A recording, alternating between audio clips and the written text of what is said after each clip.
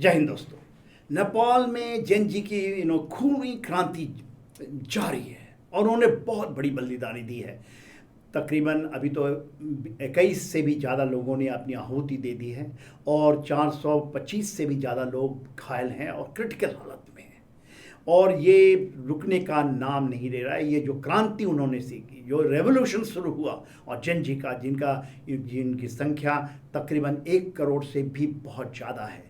ये 3 करोड़ वहाँ की आबादी है, 1 करोड़ वहाँ जैन जी हैं, और वो अपनी धरोहर को बचाने के लिए, अपनी देश की जो एक सभ्यता है उसको बचाने के लिए, जिसके ऊपर में चीन का बहुत बड़ा जोर है, और उन्होंने उसको टूल बनाया है। ये जितने भी ओल्ड प्रौढ़ वहाँ के लोग, लालच से लिप्त लोग, जो कि चीन के बहाने, चीन के बहकावे में आकर के जो उन्होंने किया था, और उसमें यूनिफाइड मार्क्सिस्ट लेनिस्ट जो कंपनी है, कम्युनिस्ट पार्टी ऑफ नेपाल है, जिसका गठजोड़ है चाइना के कम्युनिस्ट पार्टी से, पूरी की पूरी उनके अगेंस्ट में ये सिमरिंग एक था। अंदर की आग थी, सिमरिंग आग थी, जो अभी भड़क गई है। उसकी लपटें दूर दूर तक जा रही हैं। देखिए, राष्ट्रपति के आवास, निजी आवास को भी आग के हवाले कर दिया गया, धू धू कर जो चल रहा है। वहाँ के होम मिनिस्टर साहब ने तो अपनी रिजिग्नेशन दे दिया है। अब 10 मोर जो हैं, जो मिनिस्टर्स हैं, उन्होंने भी अपनी रिजिग्नेशन दे दिया, इस्तीफा दे दिया है। और इसके अलावा के पी शर्मा ओली अभी भी घुसे हुए हैं, और कहीं सेना ये कहती है, सेना वहाँ पर हेलीकॉप्टर में लेकर उनके सारे मंत्रियों को जा रही है। तो इस तरह की जो रेवोल्यूशंस हैं, ऐसी तरह की जो क्रांति है, वो कभी देखने को मिली है। ये दिखी थी आपको श्रीलंका में, थोड़ा बांग्लादेश में, मगर बांग्लादेश में जो था वो उग्रवाद का हिस्सा था, वो एक टेररिज्म का भी हिस्सा था, जहाँ पर वहाँ के मुस्लिम उग्रवादी लोग, जो स्टूडेंट्स आए थे।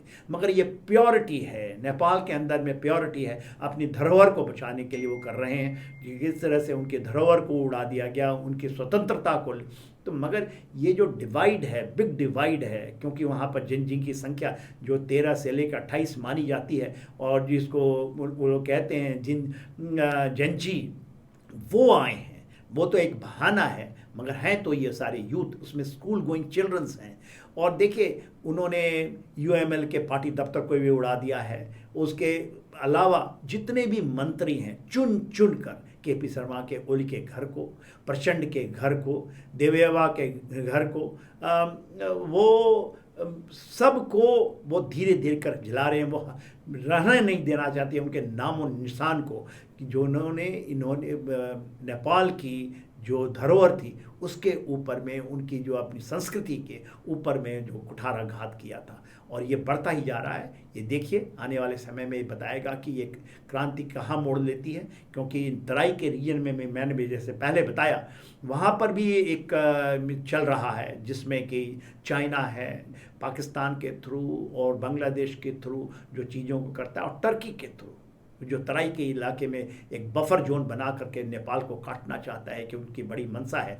जो भारत के साथ में हमारा सीमा है 1751 किलोमीटर का, उसके अंदर में ये चीज़ों को करना, और नेपाल को जा करके सीधा, जिस तरह से उन्होंने किया था तिब्बत ऑटोनोमस रीजन से, कि चाइना का एक हिस्सा एक, ये नहीं कि उसमें मिला ले, मगर उसका एक एक्सटेंडेड स्टेट बन जाए, जिस तरह से उन्होंने पाकिस्तान में किया है, नेपाल में करने की ट्राई की है, और म्यांमार में करने की ट्राई की है। उसी का ये अभी एक उसका नमूना हमें दिखाई देता है।